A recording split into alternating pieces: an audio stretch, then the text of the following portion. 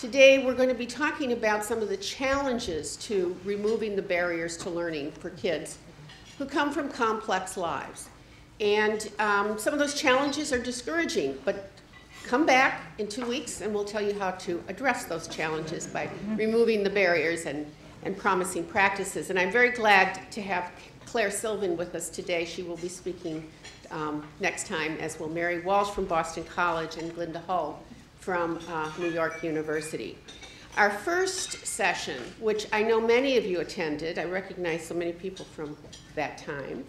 Our first session brought Mike Rebell of Teachers College and the Campaign for Fiscal Equity and Clancy Blair, a cognitive psychologist from New York University, to talk about why we need to attend to these out-of-school factors, to the obstacles of learning. They drew attention to the fact that No Child Left Behind has guided national education policy now for almost a decade and has set high goals for our nation's children. No Child Left Behind, though, is often interpreted as saying that academic failure of our kids in schools is largely the result of bad schools or bad teachers or bad principals or bad educational practices.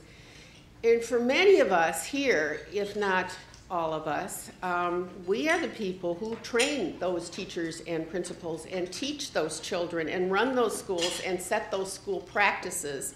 So it's been kind of an itchy time for us. And we have been sensitive to a lot of the criticism and have engaged in a lot of serious re-examination of what we're doing. We know there's a lot that needs to be done, plenty more that has to be done about teacher education, about school structuring and school administration. But we also know that the academic success of our nation's children cannot be accomplished without attending to the whole child, to the whole picture, to bad housing or no housing, to bad nutrition or bad health or no health care coverage at all, or bad finances or no jobs, or bad social practices generally.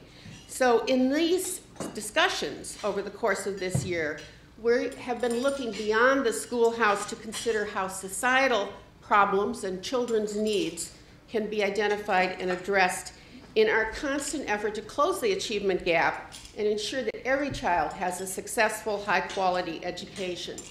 So today we have two very distinguished speakers who will address these large policy and practice issues with a particular focus on our most economically and socially challenged young people. I'm also very proud that both speakers today are from our own faculty at Steinhardt.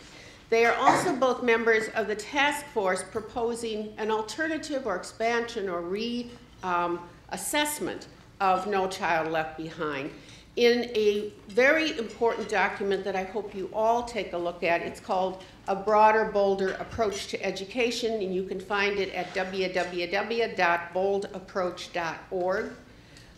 This is a task force that was convened by the Economic Policy Institute, and it includes some of the nation's leading social and educational theorists. And following their study and their discussion, they concluded that the nation's educational policy really has erred by relying on school improvement efforts alone to raise the achievement of disadvantaged youth. They found that while No Child Left Behind has been helpful in drawing attention to the persistence of the achievement gap and has exposed low-performing schools, we have a bright spotlight on low-performing schools today, as we should, but its responses are limited. No Child Left Behind underplays the role of socioeconomic factors in the educational process. I was at one of our partner schools a while back, a middle school, which is a host school in our partnership with the Department of Education. And it was one of those small schools. It was a big building, and there were 3 schools within it, and the middle school that I was visiting was on the top floor, so you had to go up 3 flights of stairs to get to it. And I was accompanied by the principal, who, you know, when you walk into a school, you can feel the climate of a place. And we were walking down the halls, which were spotless, and the walls were full of children's work. This was a middle school, lots and lots of poetry and essays and artwork, and the children were evident on the walls. And we were walking down the hallway, and he saw a piece of paper on the floor, and he stopped to pick it up. And I thought, yes, this is a principal who pays attention to every detail in his school. And he brought us to a classroom where a teacher was teaching about literary genres. This is a 7th grade classroom. And he was explaining all of the different genres and the genre that they were working on, which was autobiography. And the students had all been writing their autobiographies and exchanging papers and giving each other feedback. So we walked around and he said, you know, talk to the kids, see what they're doing. So I stopped at one of the desks of one of these 7th graders, a young girl, and I said, can I read your paper? And she said, sure. And she handed it to me, and the first sentence was, I remember the day my mother chose drugs instead of me. Now, this was a classroom in a functioning school. This is a child with a challenge that needs to be addressed. We need to go beyond our classroom orientation and respond to the needs, all the needs of this child. And I think the EPI task force on which Pedro and Carola served calls for that kind of response. First, while recognizing the importance of formal schooling, the report argues that we also must support the high quality of early childhood, preschool, after school, summer programs. And we have to bring parents into this. We have to involve parents in the lives of our schools, bring their resources to bear on the educational activity, and partner with them in this effort. And we have to pay attention to the whole person, the physical person, the ethical person, the social person, the full array of aspects of humanity. And of course, this is very much in accord with the mission of the Steinhardt School, which houses health and the arts as well as education and psychology. And we take both sides of this issue very seriously. I want to draw your attention to the AERA program. AERA is next week in San Diego, and this represents the work that's being presented there. We take very seriously the need to have more and better research on how our children can achieve at high levels and succeed in that transition into adulthood. And this work is represented in this pamphlet. It's also represented in the other organizations. The Society for Research on Child Development was just a week ago. Many of our faculty were there. APA will be this summer, American Psychological, we're presenting there. And because we know that you have to do the research to inform policy and practice. And if we don't do the research, we will make wrong policies and we will not have best practices. These are two faculty who get it right. They do the research and they care deeply, deeply about practice and policy. Their comments should be particularly helpful to us this morning because their work has been informed by decades of commitment to poor children, to children of color, to immigrant children. And they are committed to help us find a way to assist all children within our educational system. Our first speaker is Dr. Carola Suarez-Orozco.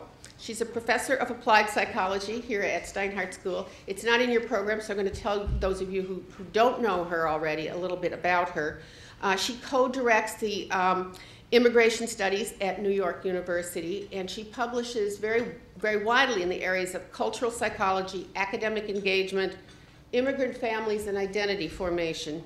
She's the author or co-author of a number of books and articles, including Transformations, Migration, Family Life, and Achievement Motivation Among Latino Adolescents, Children of Immigration, Learning a New Land, and the 6-volume series, Interdisciplinary Perspectives on New Immigration. Carola received an American Psychological Association citation for her seminal work on cultural psychology of immigration in 2006, and she was inducted into the New York Academy of Sciences in 2007. We are fortunate to have her speaking with us today. I'm going to introduce Pedro Noguera also at this time so you don't see me jumping up and down and there's more time for the speakers. Pedro Noguera, who is over here at this table, was chair of the task force that I described to you. He's a professor in both our Department of Teaching and Learning and our Department of Humanities and Social Sciences in the Professions. Pedro was recently appointed as the inaugural holder of the Peter L. Agnew Professor of Education at the Steinhardt School. So I'm thrilled to say that for the first time in public. This just happened.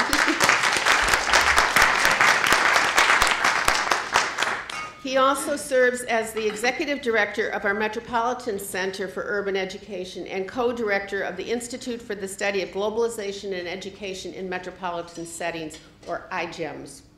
Pedro has authored or co-authored too many books to describe them all, but I'll give you a couple titles: City Schools and the American Dream, Unfinished Business, Closing the Achievement Gap in Our Nation's School, The Trouble with Black Boys and Other Reflections on Race, Equity, and the Future of Public Education, and City Kids, City Teachers.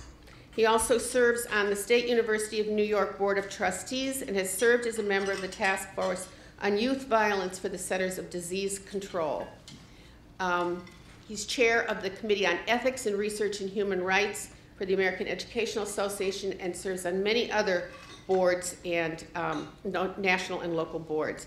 He has held tenured appointments in Harvard Graduate School of Education and the University of California, Berkeley, before he finally found the right place for him here at New York University. Thank you. Good morning, everyone. Thank you very much for your attention on this important day that I think it's very kind of you to share your attention on a day you probably would all rather be at home or in services with your family. So thank you very much for taking the time to join us. We're going to talk today about a topic that both Pedro and I are most passionate about. I think you'll feel that.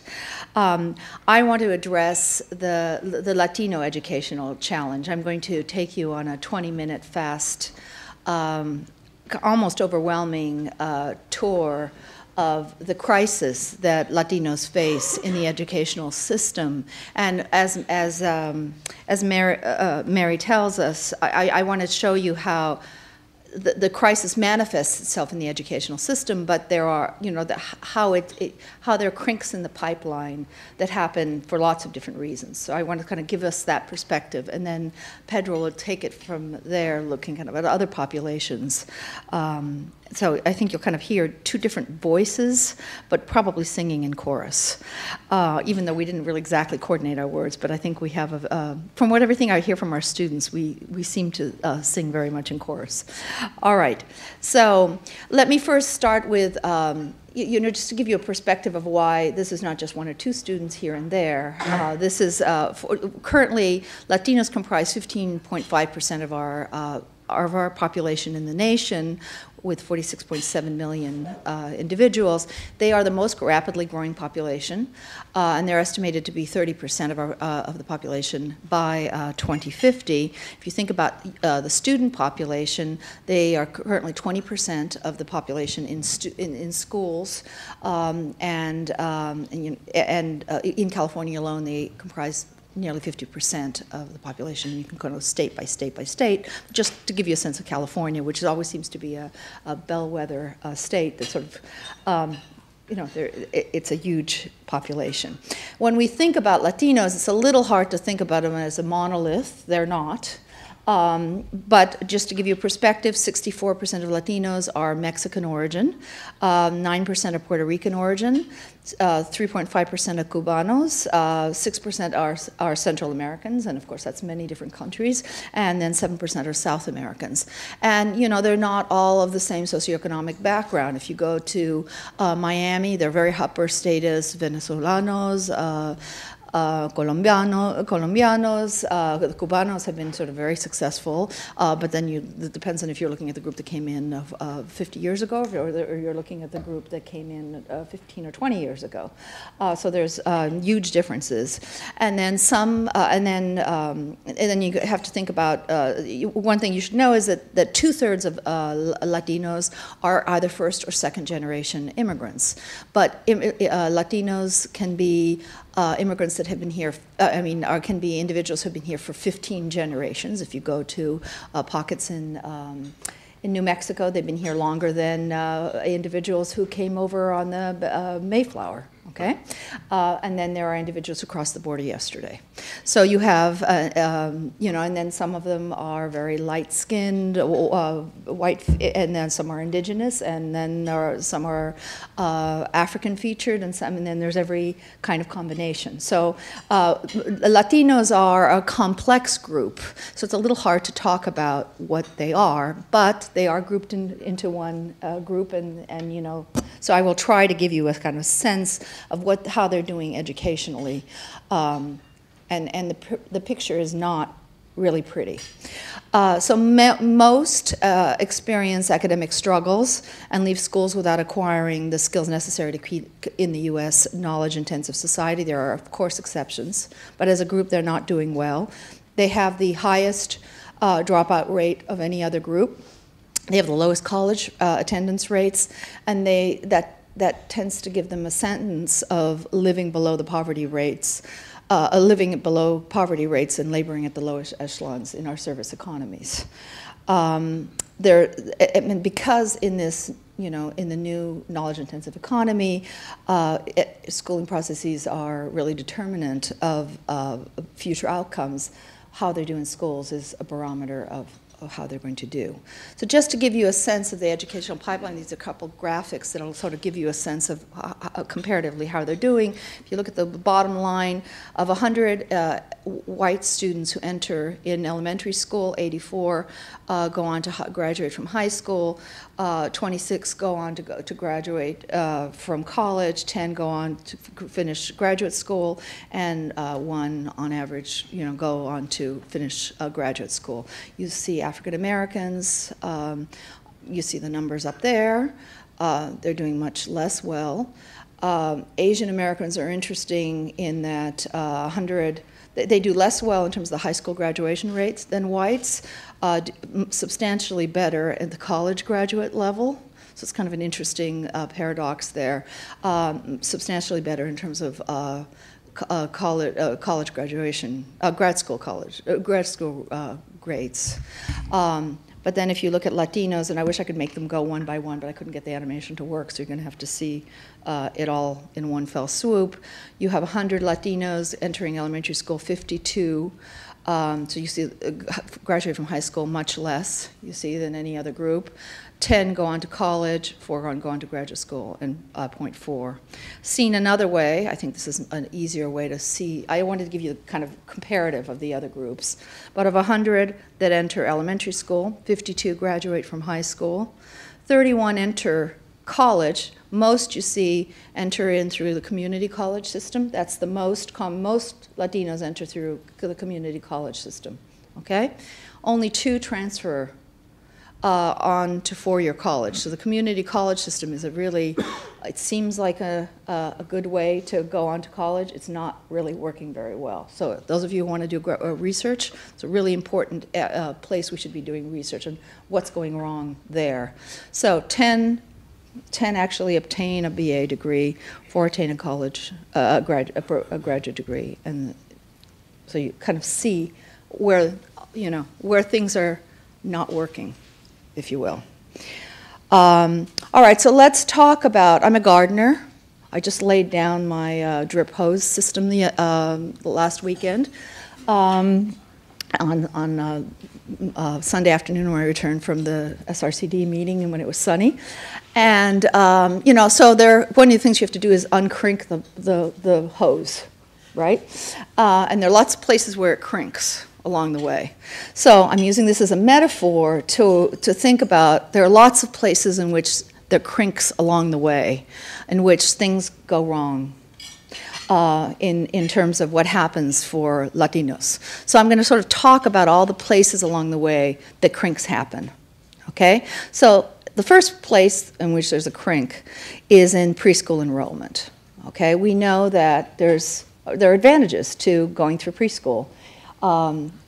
And of all groups, Latinos have the lowest preschool enrollment rate of any other group, and there's reasons for that. One is prohibitive, the prohibitive cost of being involved in preschool. There's also, kind of a cultural model of family-centered educación. There's not really a cultural model that you send your children to preschool. Your abuelita does it, your tía does it, you do it. It's just sort of not what you do.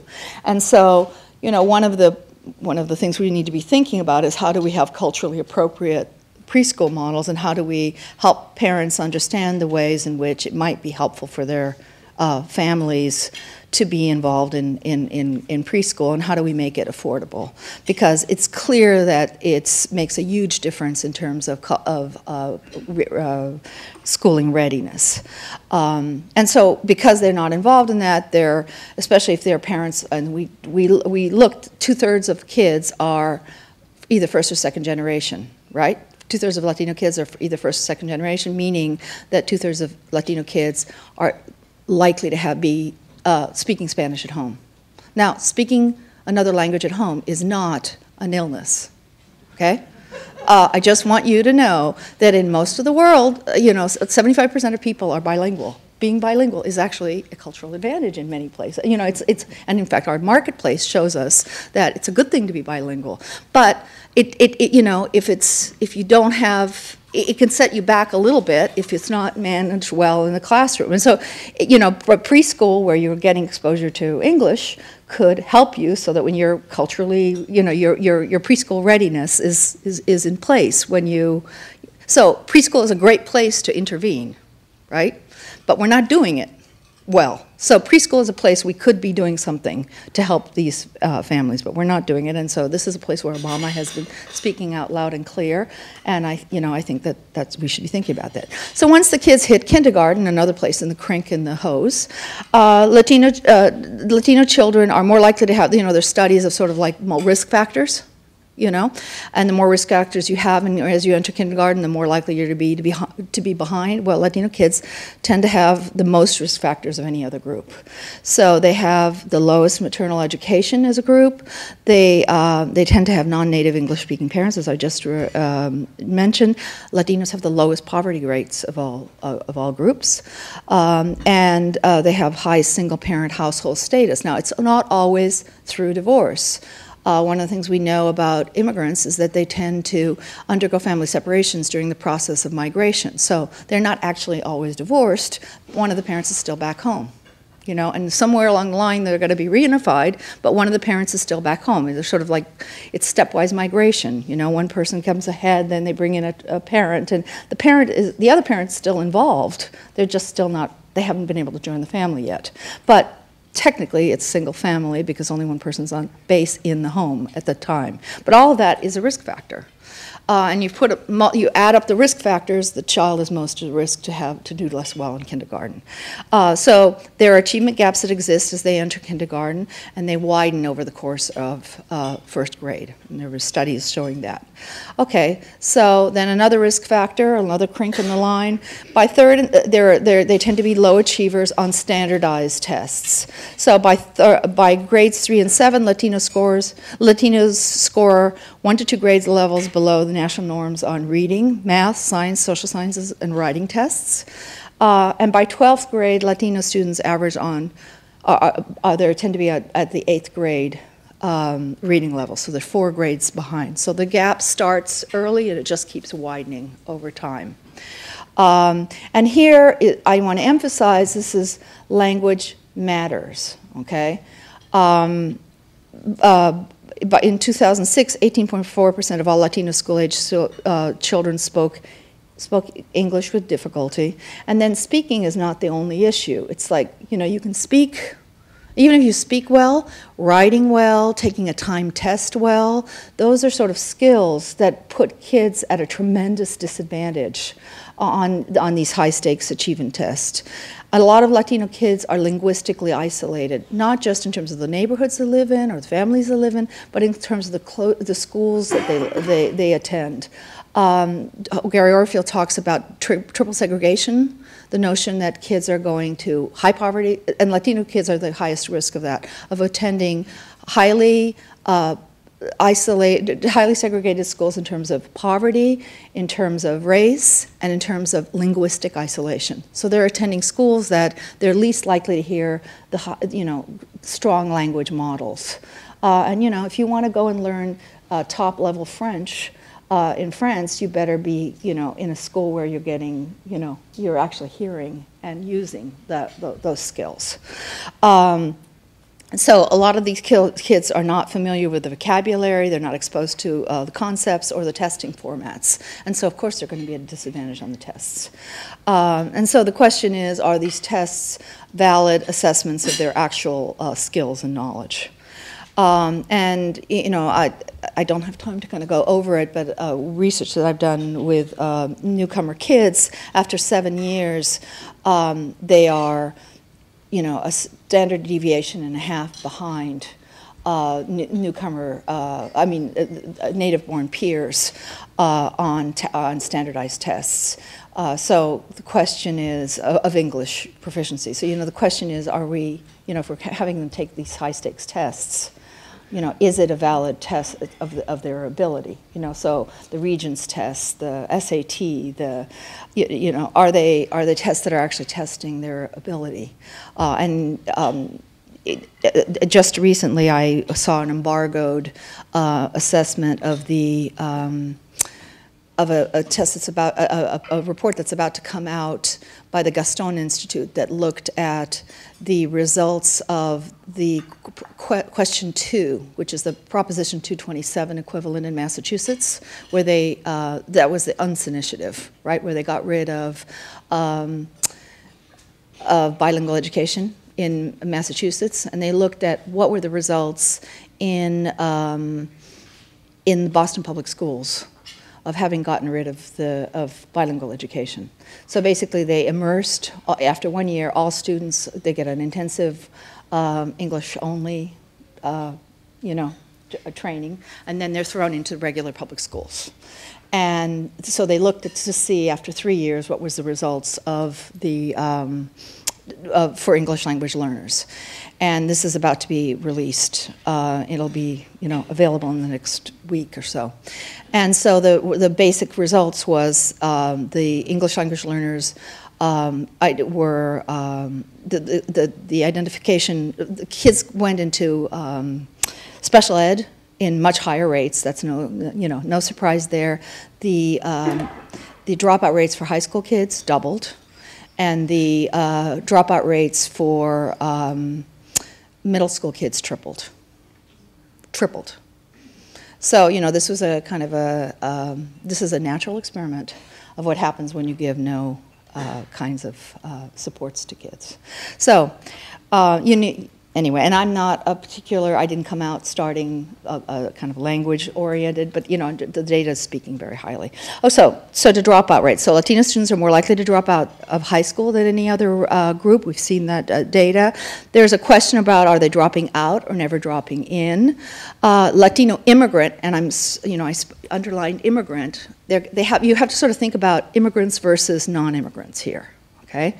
So immigrants, especially immigrants who come in the high school age, sometimes they arrive with particular disadvantages, right? Some of them haven't had a whole lot of previous education, and some of them, when they come in as adolescents, are sort of thinking, well, I really want to work. I kind of want to get a degree, but I really am coming here to work. And so some of those sort of drop in without ever dropping out. Others of them really do want to get a degree, but the school system isn't set up to really help them. And so, programs like Clara Sylvan's international schools, do a phenomenal job of really working with these kids, but most programs just don't know how to handle these kids. And you'll hear more, I hope, when you come in 2 weeks from now. So we have the dropout rates are much, much higher with this particular population. But we also find that Latino students who are of the third generation, meaning, they've been here for generations, have a twice the dropout rate of any other group. So even these students are not being served well in our schools. And then and I don't know if you're going to talk about boys, but Latino boys have the highest dropout rates of all other groups. So they are particularly at risk. So then turning to colleges, you know, we saw the kind of the big picture in terms of how kids are doing in college. There are challenges at in terms of the pathway to college. Many of the kids are less academically prepared than their peers, but even the ones who are well prepared to go to college are entering community colleges. Okay, so there's studies that show that even the kids who are perfectly prepared to go into Harvard are choosing to go into community colleges. And that, in part, it's because they don't always know the advantages of going. Their families don't kind of have the information to know what an advantage it is to go into community, into the better colleges. So they're making fiscal decisions around, well, you know, we'll save money. We'll keep them close to home. And, you know, there's kind of cultural models to keeping their daughters close to the hearth. So they're, you know, and we'll save the tuition, and then we'll send them off. And there's not kind of a sense of what the advantage of a Harvard degree versus, oh, I'm just picking Harvard, an NYU degree, or, you know, sorry, or, you know, Berkeley degree, depending on the area of, you know, of the country. And and then there's very little information about access to the college pathway information. You know, this is something that middle-class parents know so much about. Very little information in many of these families. Many of the kids don't have the kind of academic English that they need to really leap into the conversation in class comfortably. To write a fabulous essay, or to take timed multiple choice tests in a really fast, efficient level. I mean, when you're having to go through 2 language pathways, you're just slower. That doesn't mean you're dumb. Doesn't mean you don't get it. But I mean, I challenge any one of you to take a French or a Mandarin timed test as efficiently as a native-born speaker, even if you do speak that other language. Maybe there's one of you in this group who can do it, but I probably doubt many of you, any of the other. I speak 3 languages. I wouldn't feel comfortable, you know, competing with somebody who's a native-born who speaks only 1 language and doing as well on a time test. It just, you know, you're going through 2 pathways, and you have to go like each time you get to a word. And then there's the issue of documented status. I mean, of course, not all Latinos are undocumented, but there's a percentage who are not. And then you have the, you know, kids who get to 11th and 12th grade, and all of a sudden, how much more time do I have? 10 more minutes? 5 more minutes? 5. Okay, I'll get through it.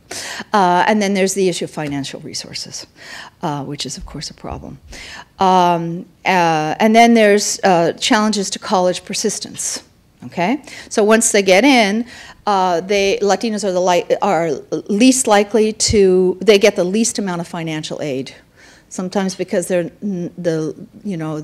are not always the strongest students, and also because they don't always know how to access the financial aid game. Okay, so they haven't always they haven't been as savvy about applying to get the financial resources. Their parents don't know how to help them do it. And their guidance counselors are not always all that helpful. So they're most likely to work part-time. If you work part-time, you can't get financial aid. Often. So if you work part-time, you're less likely to be able to work concentrate on your homework as well.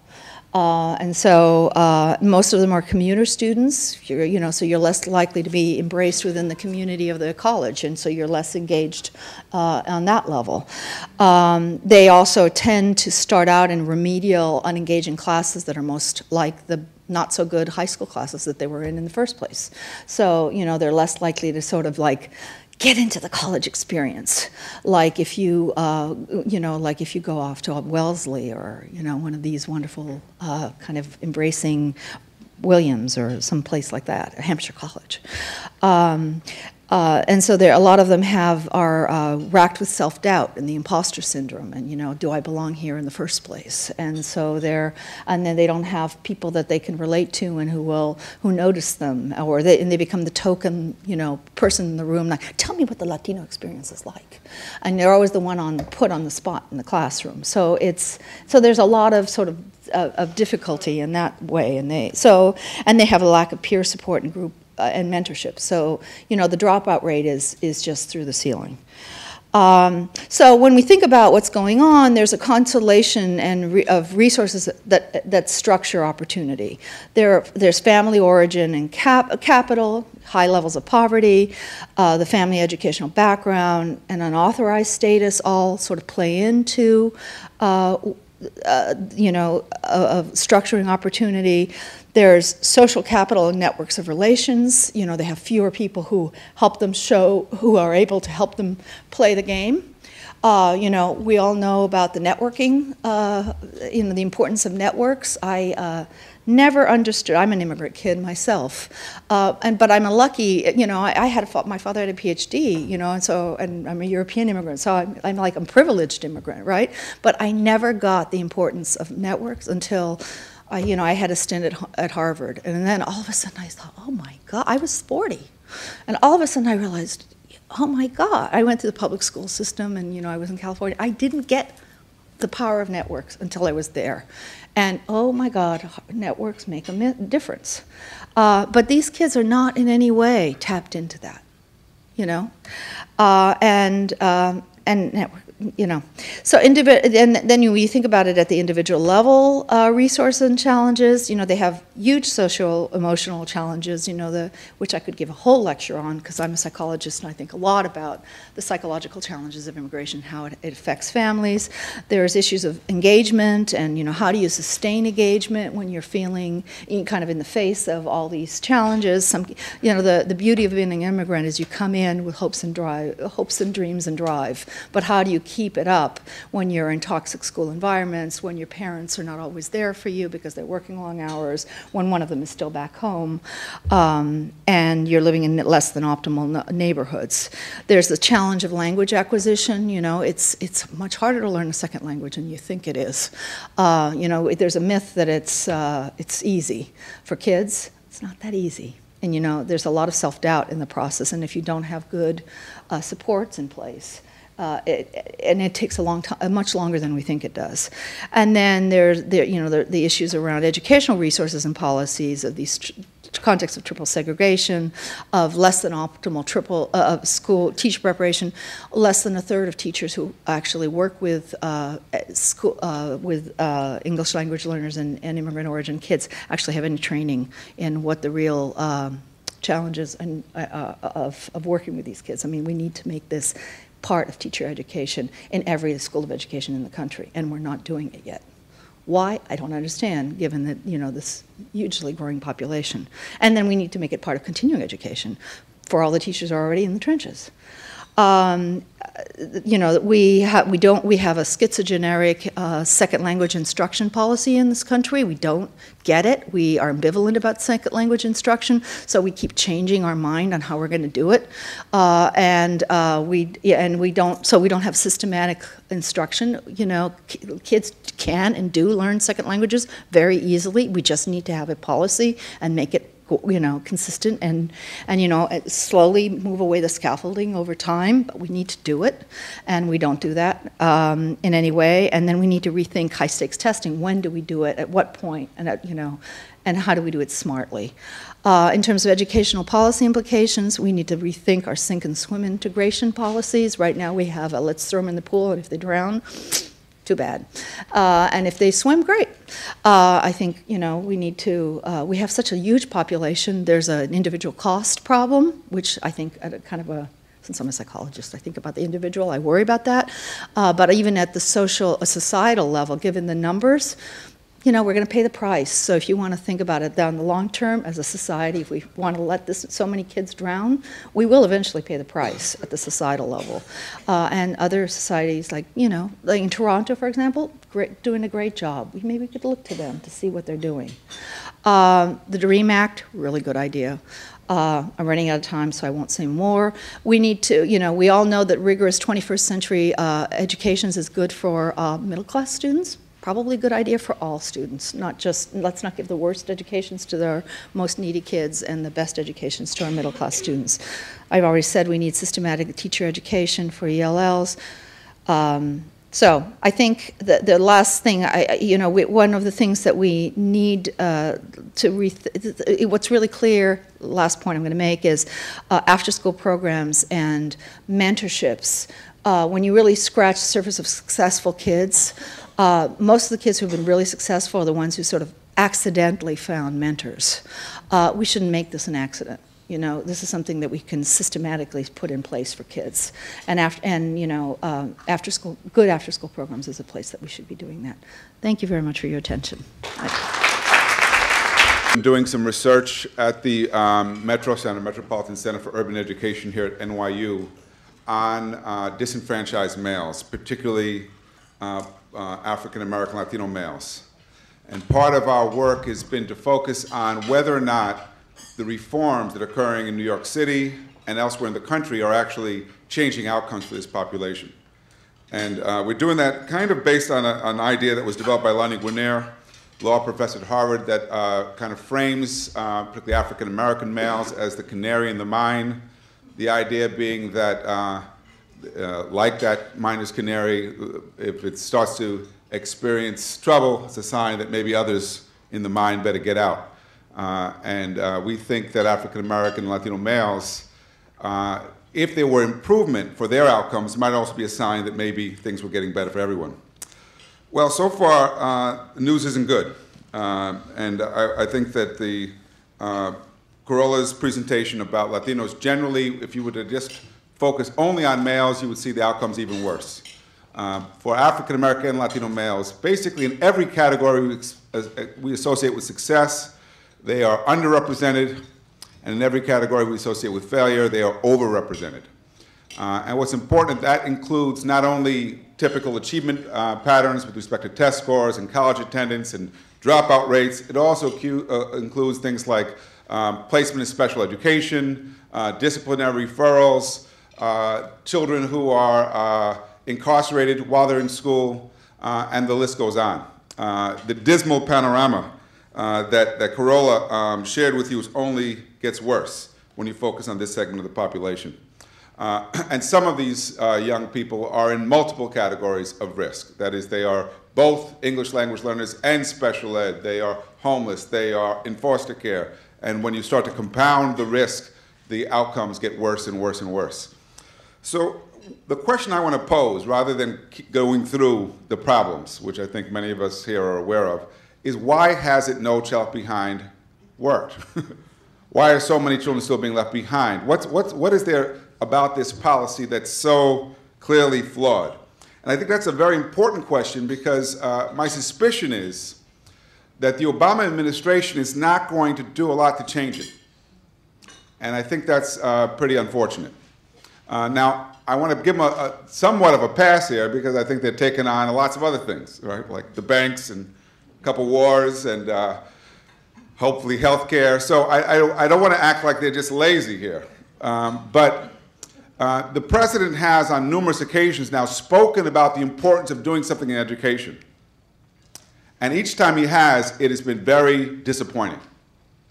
For example, he's talked about merit pay for teachers. He's talked about creating more charter schools and doing something about the dropout rate.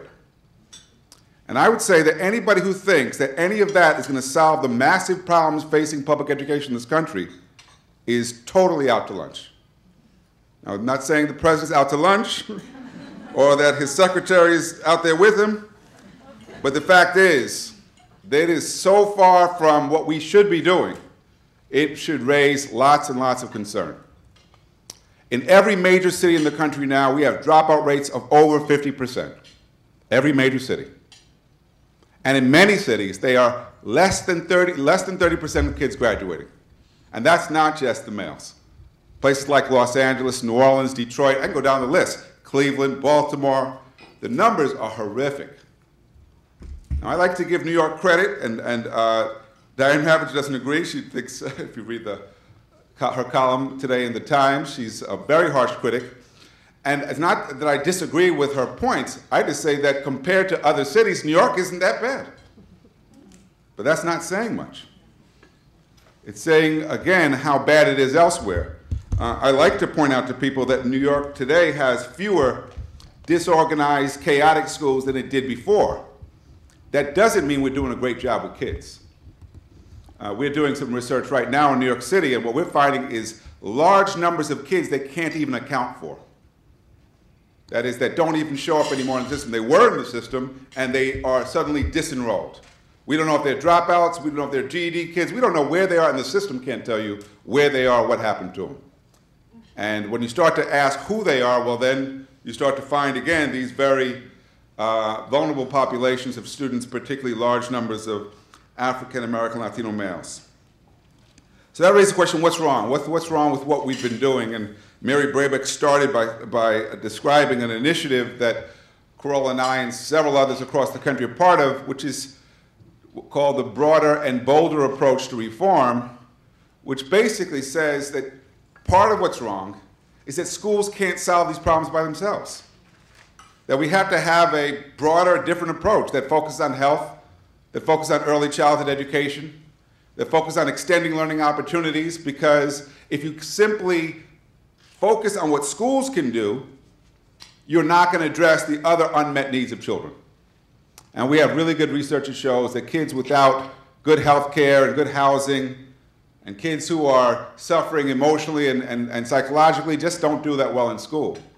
And particularly now when we're in this recession and large numbers of families are losing their jobs, losing their homes, and there is no safety net for children and families, increasingly it's our public schools that are all that's left of that safety net.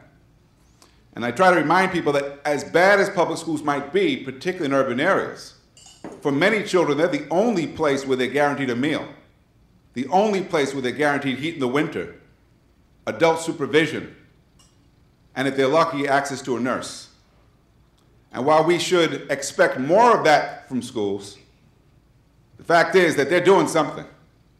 And if we merely kick this system and attack it and don't talk about how do we strengthen it and reinforce it, my fear is that we will contribute to those who are calling for dismantling it altogether.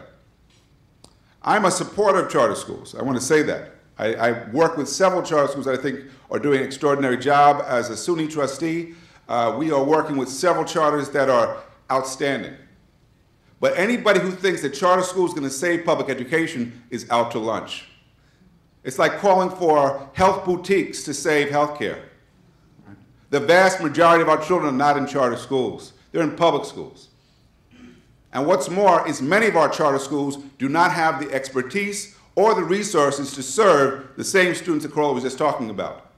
In fact, when you look at what's happening in New York City, over and over again, when charter schools open up, you will find public schools in the area get an increase in the number of special ed students and ELL students they're serving. So we have to be very careful about the kinds of reforms that we want to enact because, as Carola pointed out, concentrating high-need kids in schools with few resources and the least experienced teachers and principals is not a recipe for success. And I would argue that's exactly what we're doing right now in New York City and in many other cities around the country, and we shouldn't be surprised that it doesn't work. There are many problems with No Child Behind, and I would say that as someone who's not merely a critic. I think No Child Left Behind took the country a step forward. Because for the first time in this country's history, we have a law that says there must be evidence that all children are learning. And the fact that schools are required to disaggregate the data is a good thing, because it forces schools to be accountable for all children. But that's all the credit I'll give them. Because merely raising the stakes on schools, but not doing anything to provide them with the resources to meet the needs of those children actually set schools up for failure. I was asked last spring to speak to the National Governors Association, all 50 of the nation's governors, and they asked me to speak about chronically underperforming schools. So I sent them an article in advance called "It Takes More Than Pressure to Improve Failing Schools." And I did that because the strategy we've been using across the country under No Child Left Behind is what I would call pressure and humiliation. We put schools on lists. In the state of Florida, now in the state of New York, or New York City, we put grades on schools. And anybody who thinks putting an F on the school is a strategy for improving the school is really crazy. I was at Edison High School in Miami, a triple F school. I asked the principal, how do you get to be triple F? He said, well, you simply failed the FCAT, the state exam, 3 years in a row. I said, what happens if we fail another time? He says, well, if we fail another time, and we will, because 85% of our kids don't speak English, they're recent immigrants from Haiti, and therefore can't pass an exam in English, the state says they're going to take us over. I said, are you worried about being taken over? He said, not at all.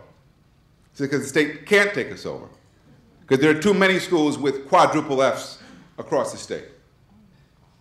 He said, the craziest thing about this, does the state of Florida know what to do if they got a hold of this school?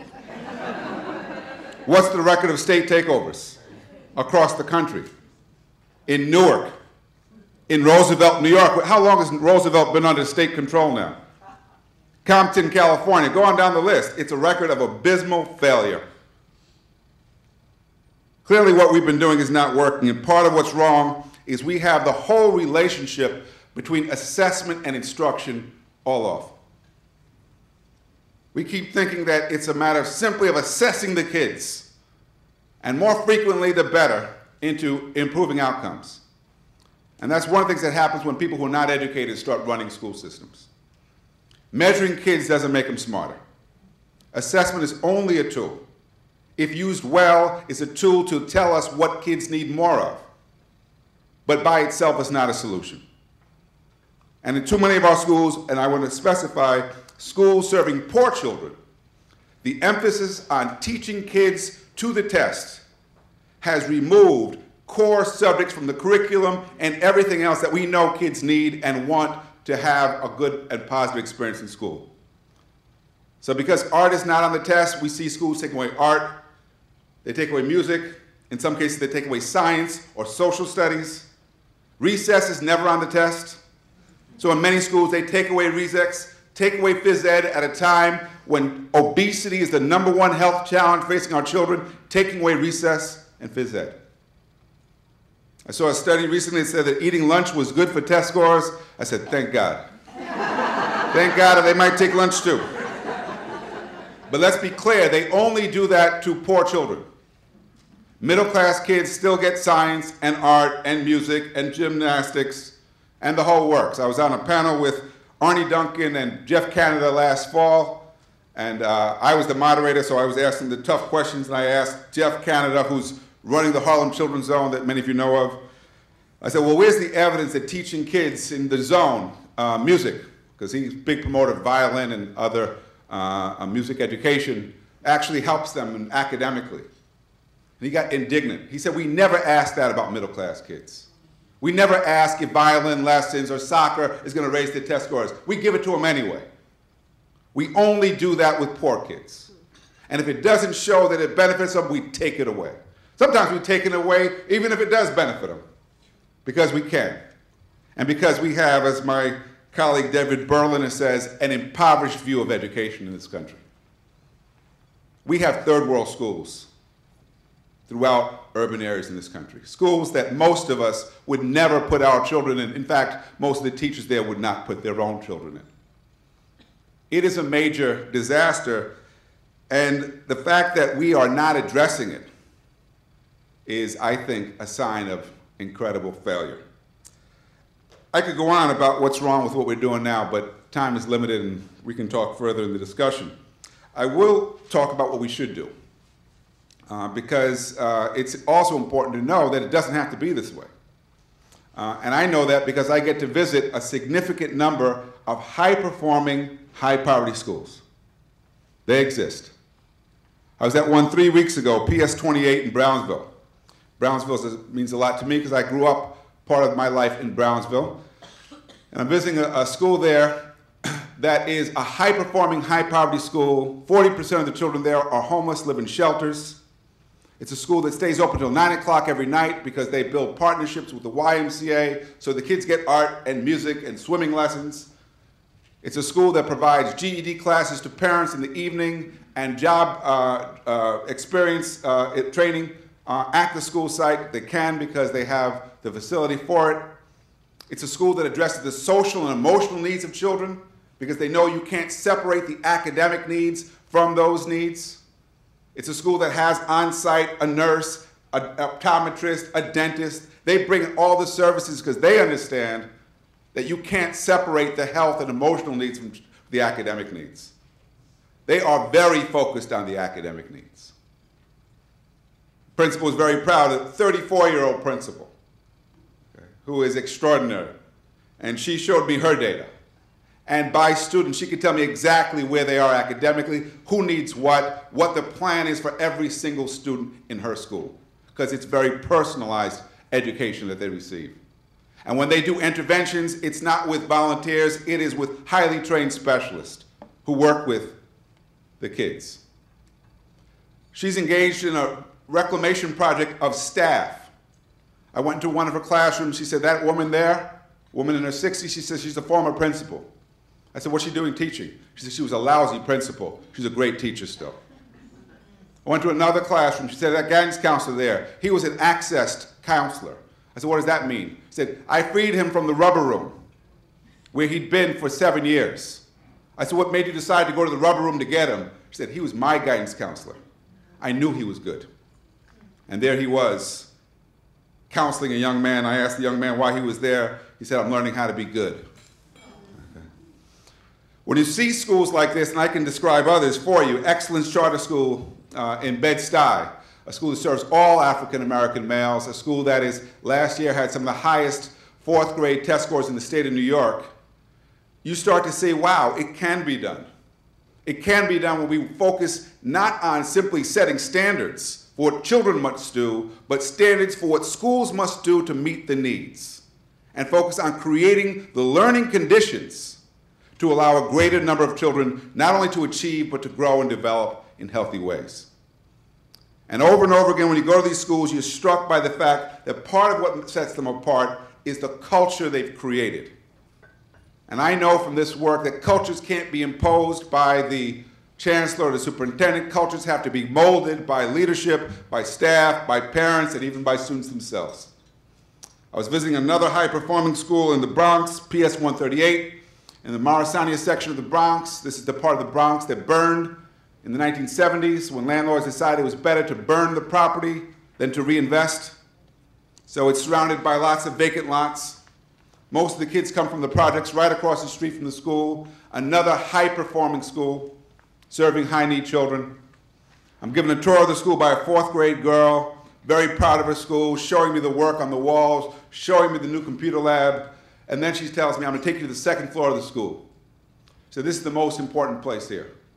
And I'm wondering what I'm going to see when I get to the second floor, and I find out when we get there, the only museum in the Bronx dedicated to the history of the Bronx is in their school. There's a museum in their school. And on the walls are pictures of Babe Ruth and the Yankees from the 1920s, a picture of Joe Louis when he fought Max Schmeling at Yankee Stadium. There's subway cars, there's old clothing from the 30s, and I'm struck, and there's a picture of the Bronx family. I know there was a Bronx family, spelled with a K. German family owned a big farm in what we call the Bronx.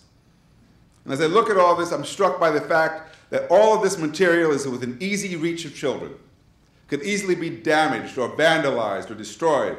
So I tell the girl, I said, aren't they worried that kids might destroy some of this stuff? And the little girl looks at me like I'm some kind of sicko. She says, you know, we're really proud to have this museum here, you know. I don't know about you and the school you come from, but at this school, the kids take care of the museum. Why do I ask the question? Because I'm much more accustomed to going to schools where kids are treated like inmates in a prison, where the climate in the school is so severe, so punitive, so unhealthy, so sick and dysfunctional. It's amazing that anyone can teach or learn in that kind of environment. When you go to schools like Excellence Charter or 28 in Bed-Stuy or 138 in the Bronx, you are noted by the fact that even high-need children can be put into a loving, caring environment where their needs are being met and can grow and can thrive. And then you have to ask, well, why isn't this being done in more places? Why have we made it seem so hard? We're about to begin some work in Newark, New Jersey, because we think it's not good enough to call for a broader and bolder approach. We actually have to show that that approach could work. So we're working with the mayor of Newark, we're working with the chancellor, Cliff Janey, another reclamation project because he was run out of DC for Michelle Reed, who they thought could do a better job by shutting down schools. We're working with the local universities and the medical school We're working with community organizations, and we're trying to do 5 things. We're trying to expand services to the schools. We're trying to build a pre-K through 12 lab school that will provide training for teachers and administrators on best practices, because we think that teachers and principals need to be in real schools, learning what it takes to meet the needs of children so that theory and practice come together.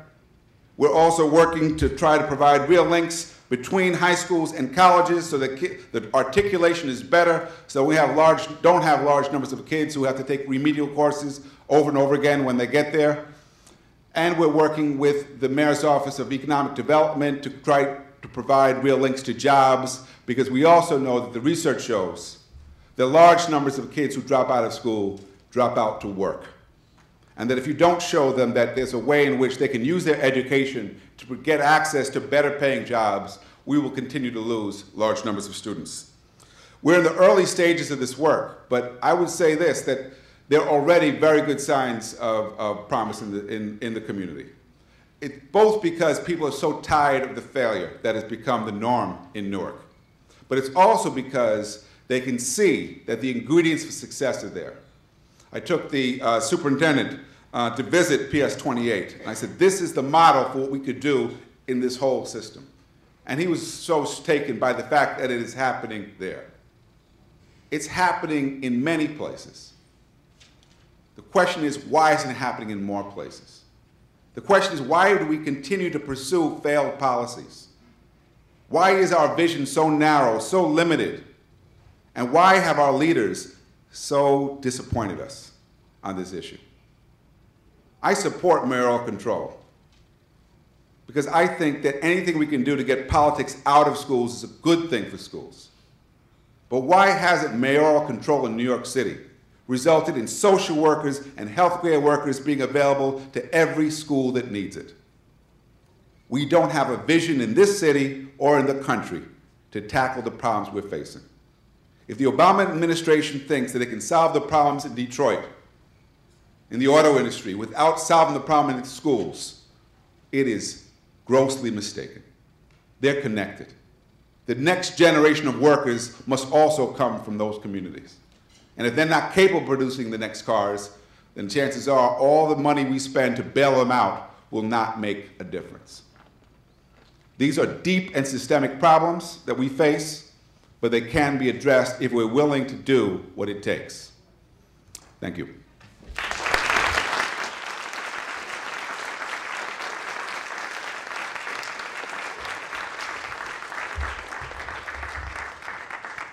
Thank you. One of the things that characterizes these education policy breakfasts is that there's always a good discussion following lively presentations. So thank you, Pedro and Carola, for getting us to this place where we can raise questions, make comments, and join a dialogue about this really important issue facing our city and our nation. Right, John McIntosh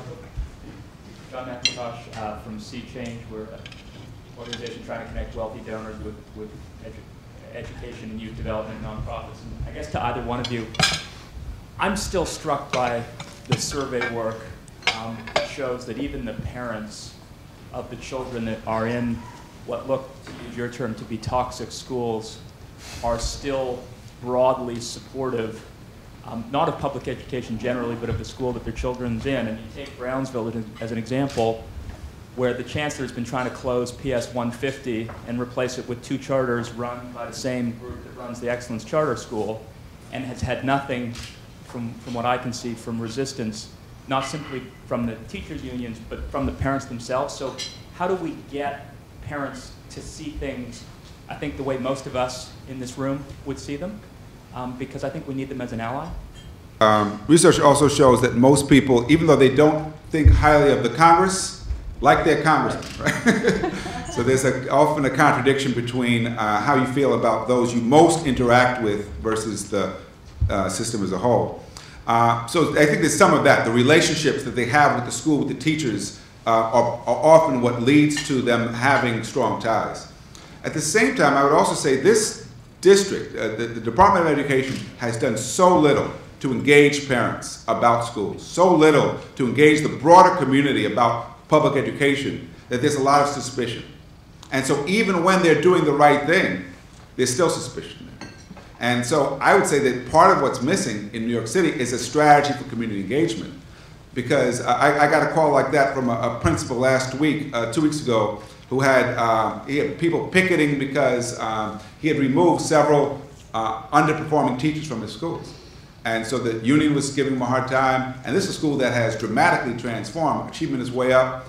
And he said, what can I do? I said, well, where are your parents? Why aren't your parents with you right now when you're under this kind of pressure? He said, well, they're not around. And I said, why not? He said, well, I haven't really worked on that. You know? And there's an assumption, okay, and this is a very important point, because I'm seeing it in many charter schools, I'm seeing it in many public schools. As you change the demographics of who works in our schools, and that's happening, right? So we have increasingly white, middle, and upper middle class people running our schools, teaching in our schools, who have no ties to the communities they work in. Their ability to know how to work in those communities, their ability to form those strong relationships often becomes more limited. And there's often an assumption that the parents have nothing of value to offer. And therefore, there's very little investment made on building those ties. I described PS 28. One of the things I noticed when I was there was there were parents in the classroom while teachers were teaching. And I asked the principal, I said, aren't you worried about some interruption? This is not disruptive? She said, no, the parents understand that they're not to interfere with the teaching and learning going on. She said that parent is there because her son has trouble settling down in the mornings. So I let her stay. She stays until he's settled, and then she goes. She said, we work with our parents because we need our parents. If you see parents as an asset, you treat them differently. Yeah, I would want to comment around the whole, you know, increasingly there's all this research around the notion of parent involvement, right? And the whole middle class model is that parent involvement is a good thing, right?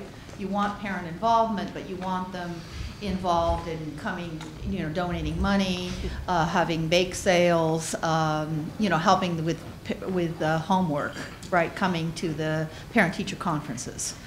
And then you'll have teachers saying, but, you know, immigrant parents aren't involved, immigrant parents don't care about their kids. That's the sort of narrative if you spend any time in the schools.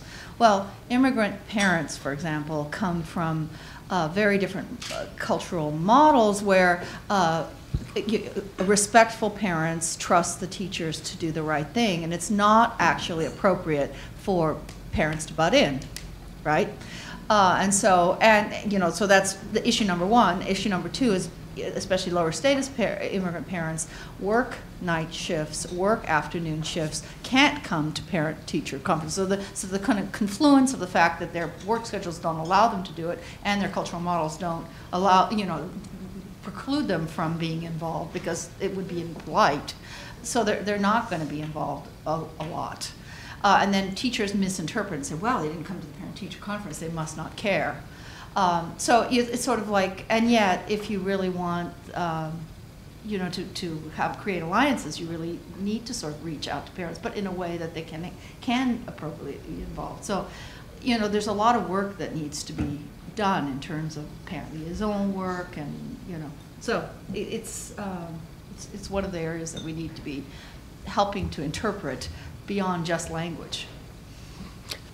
Phil was director of the Children's Aid Society for many years, has built many schools like the one that Pedro is engaged with. Thank you.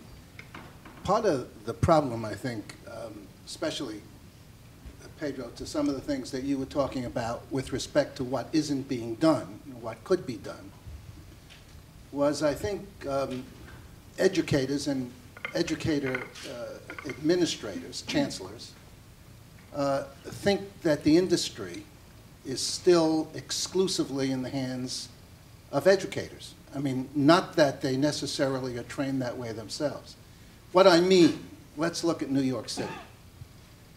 New York City is the only city in the country that is spending the money to have 1,400 parent coordinators. Every school has a parent coordinator. Are they being trained effectively? Are they being used effectively? No. In most instances, they're the gatekeepers for the principals. That's not what they're supposed to be. They're supposed to be the third leg in education, right? Millions and millions of dollars being spent there with parents largely who come from the community. Many are well-trained in the sense of their own education, could be doing such a terrific job in opening the school up to the very things that you were talking about in your answers, right? Doesn't have to be just the teacher. Doesn't have to be the principal. Here's a resource that we're leaving on the side and almost invisibly. And then we talk about why parents aren't involved. I said to the chancellor at a meeting, you're concerned on the mayoral control issue about parent reaction to it, and yet you have done nothing in all of these years to effectively use your parent coordinators together with the other team members in the school to reach out to parents to help them understand why mayoral control is important and what it's doing.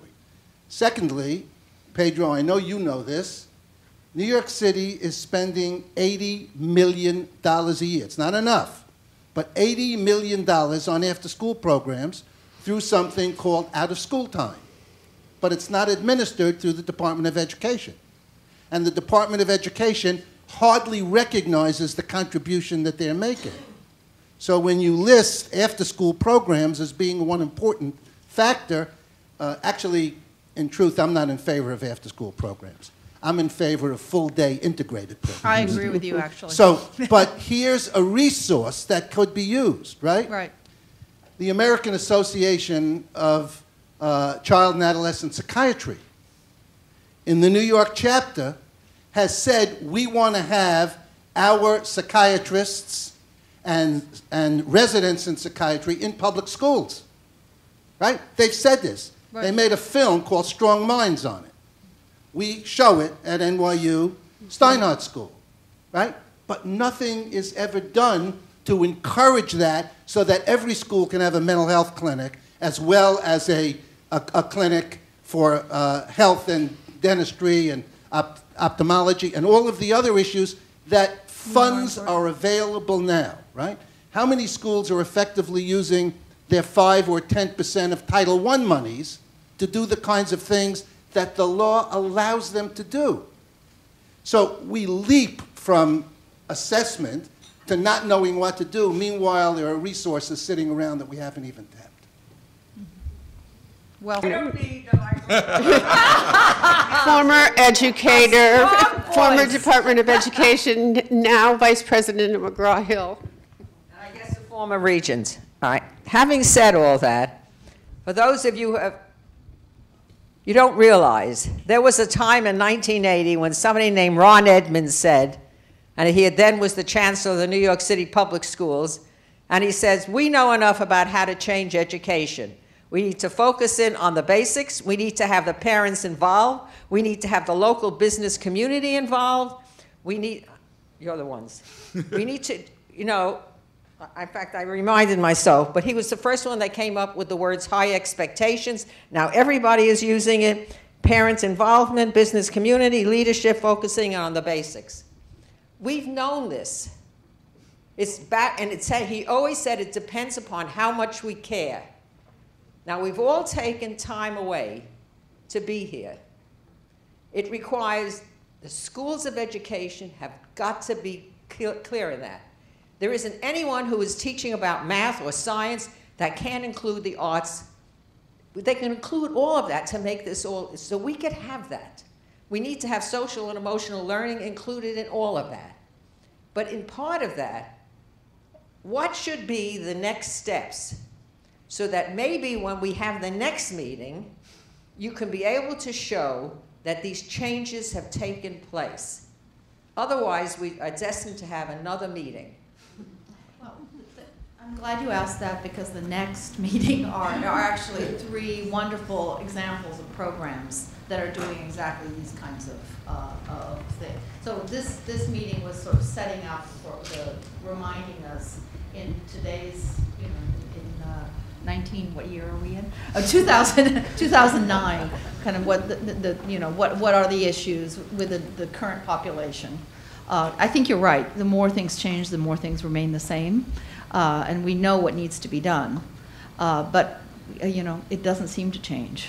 And so we need reminders occasionally, and there's a changing population, and I think we were trying to remind, kind of take a state of the current situation. And then next meeting, we are going to have examples of 3, extraordinary promising practices. Let me just make one comment, because Charlotte, you raised a challenge, I think, for schools of education. It's an appropriate challenge, and delighted that there are faculty members from teaching and learning and from our administration leadership program and from our humanities and social sciences program and applied psychology, which are trying to do a better job of preparing teachers and administrators and others who work in schools. What we don't do well at universities is break down the silos. We do not have nurses talking to teachers, or aspiring nurses talking to aspiring teachers. We have, in the New York schools, 1,000 occupational therapists employed. Most of them come from the Steinhardt School. And we need to, your comments make us reflect on how well we are doing the integration here at the university level, because if we don't do it at the university level, we will have professionals who will go out there and repeat the same silos out there in the real world. So thank you very much for raising that. Pedro, you want to say something? I think right now that the timing is critical to try to influence the Obama administration. I want to, first of all, give them a lot of credit for putting so much money through the stimulus package, into education. Although I was talking to someone yesterday, said most of that money is already allocated. It's mostly going to make up the money that states have cut and going to Title I. He said, but there's still going to be a little bit of money left for innovation. The problem is they're trying to use the stimulus package to generate jobs, which means they want to inject that money quickly into the economy, but you can't do thoughtful reform quickly, especially when there's no guiding vision for how to spend this money. So part of what I think we've got to find ways to do is get to influence Duncan and company on what they're doing, because I really am concerned that they're going to do more of what we've just failed at, and that would be very, very disappointing. Thank you. I'd be interested in your comments on the debate that has been going on of late, of which you've participated in the bolder and broader, between those who say the focus needs to remain on schools and that we cannot take our foot off their throat, or we're going to slide back down into the dismal pit that we've been, versus the approach that's much broader and that says we need to think about how school reform is really community development as much as it is educational reform. I mean, that debate has been going on, but it sounds as though in the administration at this point that we've got to keep our, the focus on schools. Folks have won. How do we kind of attempt to counteract that, the success that they've had through accountability and through basic requirements and standards movements and so forth? I think I'm trying to figure that out myself. I'm working on it, and I think we've got to kind of remind them that what they've been doing for the last 8 years didn't work, right? That is this, shutting schools down is not a school change strategy, right? You might need to shut some schools down, but you better think right away about what replaces and why it failed in the first place. We're not as good at capacity building for schools. We're not as good as transforming schools.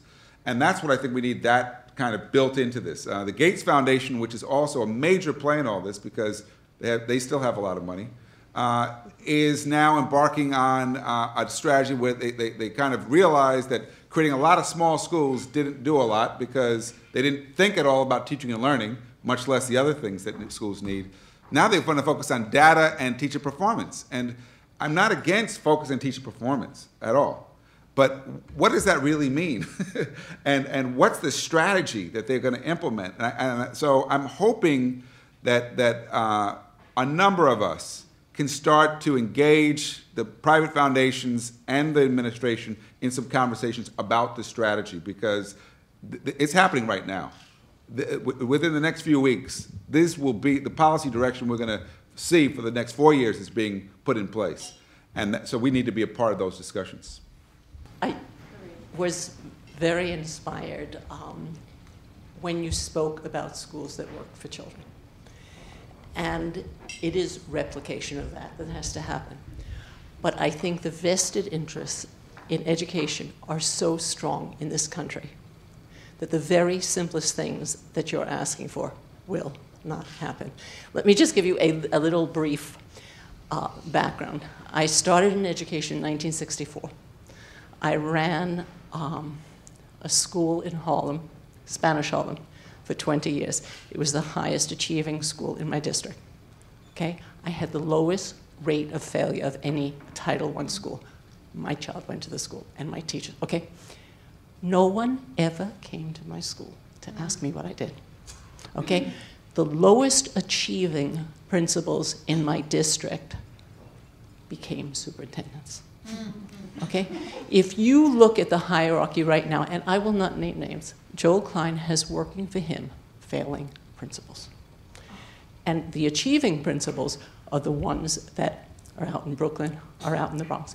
Until we begin to elevate people who know what they're doing in education, your dream is not going to happen.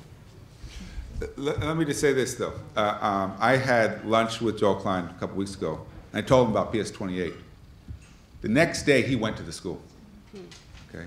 He came away so impressed, he just sent out a memo to every principal in New York City and told them, go visit this school. Okay, so I don't know if that'll happen, because in fact, what I think also happens is then principals start to resent. She's told me now people resent her because of that, right? But I think the point you're making is very well taken, and it's the reason why I have a problem with this emphasis on charter schools. There are many charter schools that are succeeding, but we don't know how to replicate what they're doing in public schools. There's no conversation across schools. We don't go into the places that are working and say, okay, well, why is it working here? Well, how can we do this over here? That kind of conversation is not happening enough. Isn't that the answer? Absolutely. Absolutely. Let's do more of what works and less of what doesn't. Yeah, it would be good in life. What a thought. My name is Peter Goodman. I write a blog called Ed and the Apple. Last weekend, the Educational Equality Project, sort of the anti-Broader Boulder Coalition, had a convention in New York. Vice President Biden spoke, Arnie Duncan spoke, Joel Klein was widely covered in national press. We're coming very close to reauthorizing No Child Left Behind, and everything that we've been criticizing seems to be the national agenda and moving forward. And those things, which those of us who spent our lives in education know are the right things to do, seem to be pushed aside because those people leading the agenda are not the educators, but the Bellucci's in California, the business model approach to schools. My concern is, how can we take back the agenda? How can Steinhardt and those universities who have looked at children and teaching and learning and understand what to do play more of a role in setting our national agenda, rather than having wonderful breakfast and listening to Pedro? And it's wonderful to hear people say things that you really agree with.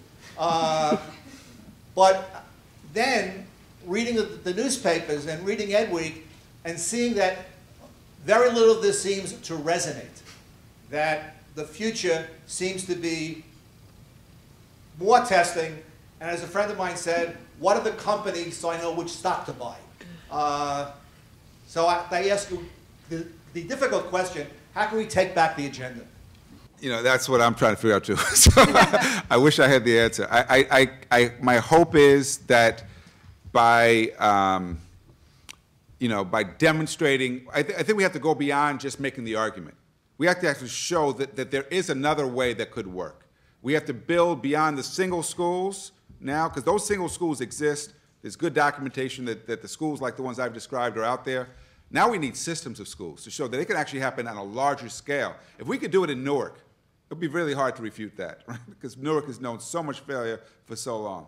I don't know how we counter a combination of Joel Klein and Al Sharpton. That one is like, it's so weird, it's very difficult to even figure out how to respond, right? So I don't know what we do about that political formation that's out there that seems to get so much attention, despite the record. So I can only think we have to actually focus on the record and focus on the substance. I think it's a combination of showing, I mean, unfortunately, it's a waiting game, and I think we're going to have to lose a lot of kids before it's over. But it's a combination of showing that what is being done is harming a lot of children. So the data is going to have to keep coming in to show that more testing isn't working, and then having and continuing to show promising practices that are working. So I think it's unfortunately going to be, and having enough spokespeople who keep railing against these bad practices. And I wish it wasn't that way, but I think it's going to be that. So let me draw again your attention to this card that shows you 3 promising practices that we'll talk about the next time we meet. And also, add my own hearty perennial here. I mean, I think we have to do the tough work of documenting what works in these exceptional projects. We have to do a better job of the research on how to enhance kids' achievement and learning through all of these different models. And let me remind you, I think I've said this before in this forum, that when you look at how much money goes into health care, how much money goes into welfare, how much money goes into the Defense Department, and how much money goes into education, education doesn't even appear on the bar graph. It's so little in comparison to these other expenditures in our federal government budget.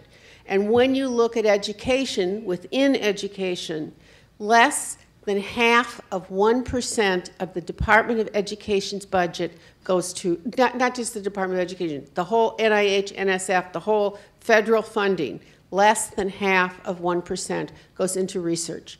And that is why we don't know what to do. We don't know how to scale up. We don't know what to scale up.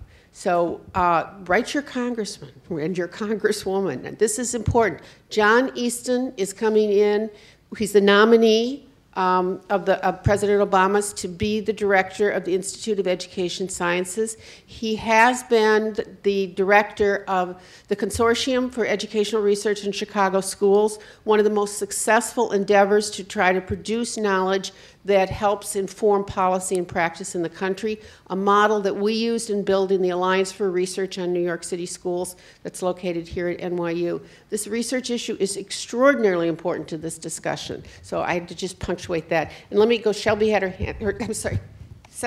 hand up first, and then... Cecily Selby, mostly science education. I'd like to build on the comments back there on the business model. I've been, as a retiree, much as I dislike the word, I've been fascinated to see the business model dominating, both in universities and through K-12. I remember someone was helping me understand the reorganization of the Klein model for DOE. And I heard all about the structure, et cetera, and then I said, well, what about curriculum instruction? And, oh, we don't talk about that.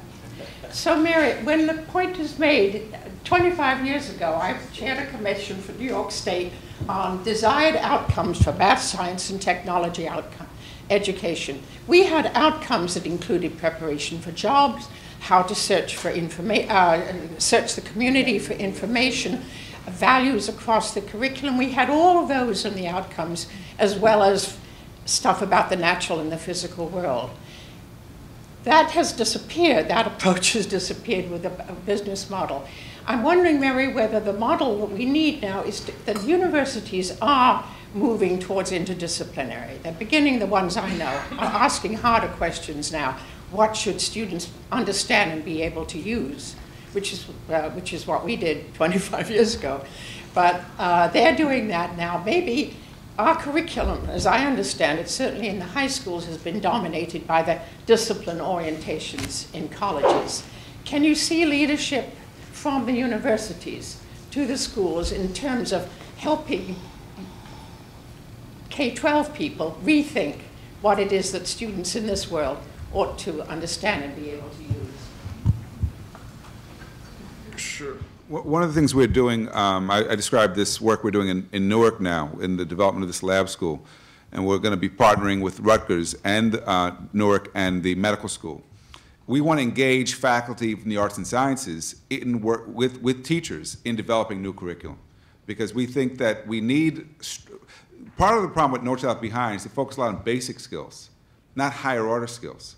And what we need to figure out, and as Diane Ravitch points out in our article today, large numbers of kids who pass the Regents are still taking remedial courses when they get to college and failing them. So there's something wrong with the kind of preparation we've done in K-12 versus what the expectations are in college. And so we're hoping that if we can start to improve the conversation, so it's not simply colleges telling the K-12 what to do, but actually working with them to problem solve, okay, how do we bring rich literature to kids so kids read books instead of excerpts from novels for a standardized test? How do they do science so they learn research? How do we enrich that curriculum so that there is more rigor to it and that we also make it more engaging? So I think these are the questions we're asking, but I think you're absolutely on target. I don't have a problem with a business model that says we need to be cost efficient, or a business model that says we also need to treat our consumers with dignity and respect. If that's the business model, I'm all in favor of that. How you doing? David Kirkland, Assistant Professor, English Education, Teaching and Learning. I'm struck by first I want to thank you two for insightful commentary on our educational issues. I'm struck in the conversation by this issue of documentation. It reminds me of an African proverb that says, until the lion learns to write history, the story of the jungle will forever glorify the hunter. So my question is, what is the role of schools and communities in documenting their challenges as well as their successes? And what is our role in helping schools and communities, do that kind of documentation? There seems to be a conversation about their successes, that are going on in schools, but we don't know about it. We don't know about what's working. We don't know about, some of the challenges. And there too seems to be an issue of hierarchy. We're talking about researchers and business people, controlling the interests, of communities in education. So what is our role in empowering these communities to begin to write about what's working in their communities and about the challenges, in order to fix them? Thanks. I think you make a very good point. I think that we, in the social sciences, we tend to document failures more often than not. And I think in many ways my presentation was about the sort of the problems. Actually, if you read the body of my work, I try to talk about the successes as well. I mean, it was a call to arms in a lot of ways. So today's presentation was about what was going wrong. I think, so my work is actually now turning towards finding promising spaces. But then again, I'm going around going, okay, where's a good one? And then I'm picking them out and then getting them to talk. And I think that we really should be having more community conversations where it's a partnership where the communities are saying, let us talk about, let us choose, So I think you bring up a really important point where it's not a top-down decision of the researchers making those decisions. Yeah, I agree with you, David. I've been doing research for a while, kind of looking at how student experiences, for example, can help school, understanding their concerns can help schools to improve. I'll give you one example. We were doing some work in the Bay Area looking at racial conflict in several high schools. And the police kept telling the school district, you cannot solve this with the police. You can't put enough police here to keep the schools under control. So they got desperate. They said, we need help. I said, well, you know what we have to do? We have to talk to the kids. Right? We have to actually find out what's behind this. And we spent time talking to the kids, and we find out that a lot of the conflicts, well, first of all, not caused by kids in school, but outside of school. That, and what we ended up coming up with is a strategy of getting kids to work together on improving their schools. And it was in the context of working together on strategies to improve. One of the kids came with a strategy. They said, you know what we really need? This was at Richmond High School. We need to be able to use the bathroom because they lock the bathrooms for safety. And we can't get to the bathrooms. So they organized a campaign around bathroom access. Right? Now, I go to the bathroom regularly throughout the day. That one really got to me because I don't know how you get through the day without regular access. But you know, what we found is that you could actually address the racial conflict simply by creating a context for kids to get to know each other and work together around their common interest. And in this case, it was how to improve their schools. So I think you're right, and I think we can do that kind of work with parents and with the broader community as well, because, you know, I always say to people, when you go to an affluent suburban community and you ask them, who are you accountable to? They always say, we're accountable to the parents we serve. When you go into an inner city school and you say, who are you accountable to? You rarely hear the parents we serve. You hear the superintendent, you hear the district. You don't, the parents are, with a few exceptions, an afterthought or a problem to be dealt with. Hi, I'm Steve Goodman from the Educational Video Center. And I'd like to suggest that when we talk about research in education, that we don't only focus on schools, but understand that education takes place in alternative settings outside of the school. And I work with kids in making video documentaries about community issues, and there's a whole field of work in youth media where kids, I think what's happening is there's an alternative academic culture that is being developed in youth radio, youth magazines, youth video, spoken word, these programs where kids who have felt really marginalized and humiliated in their, and as you were talking so eloquently about, you know, schools that are punitive, and in these settings they are coming in, you know, working in the evenings. They have no problem with attendance. You know, they're working in their holidays. They feel a sense of agency. They feel a sense that they are doing something that has meaning, purpose, connection to community. And so I'd like to, you know, suggest that those programs are studied and see what kind of purpose, what kind of outcomes that are achieved there, you know, can shed light on these other problems. It's certainly a wonderful way to engage youth and shed perspective on their lives. Thank you all for once again demonstrating that when a group of people from diverse places in our society come together out of a commitment to improve the chances for kids in our society, that we have a really meaningful and helpful and worthwhile conversation. So come back in 2 weeks and hear about some promising practices outside of the classroom, inside of the classroom, outside of the school day. And we'll see you then. Thank you. Thank you. Happy holidays, everyone.